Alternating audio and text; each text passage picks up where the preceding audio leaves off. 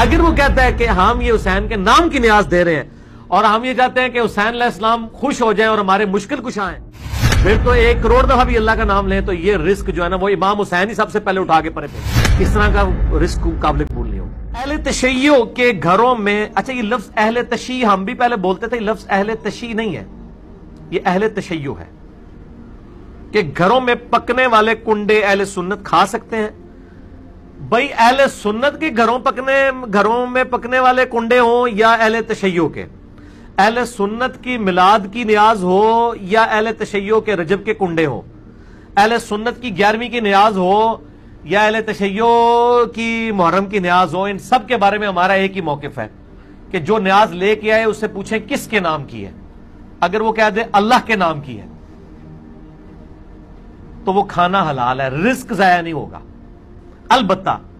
یہ عمل کرنا، 11ویں دلوانا، تیجے 40ویں کرنا، اس عمل کو تو آپ بدعت کہہ سکتے ہیں، لیکن جب وہ اللہ کے نام کا ہوگا نا تو وہ کھانا حرام نہیں ہوگا۔ اور اگر اس طرح کی تفریقات کے بغیر کوئی شخص صدقہ اور خیرات کے لیے مردے کی طرف سے، میت کی طرف سے لوگوں کو کھانا کھلا دیتا ہے، اس پہ تو ویسے بھی کوئی اعتراض نہیں ہے۔ میت کی طرف سے مسئلہ 74 میرا لاکھوں لوگ دیکھ چکے ہیں، اصال ثواب لفظ دنیا میں بیٹھ کے کہیں لکھا جائے، سب سے پہلے ہمارا کلپ کھلتا ہے، 2.25 گھنٹے کا لیکچر ہے اور کوئی 3.5 پونے 4 لاکھ لوگ دیکھ چکے ہیں الحمدللہ۔ میں نے ساری ڈیٹیلز اس میں بتائی ہیں، وہ آپ دیکھیں۔ ہمارا موقف یہ ہے کہ اللہ کے، اگر وہ کہتا ہے یہ اللہ کے نام کا نہیں ہے،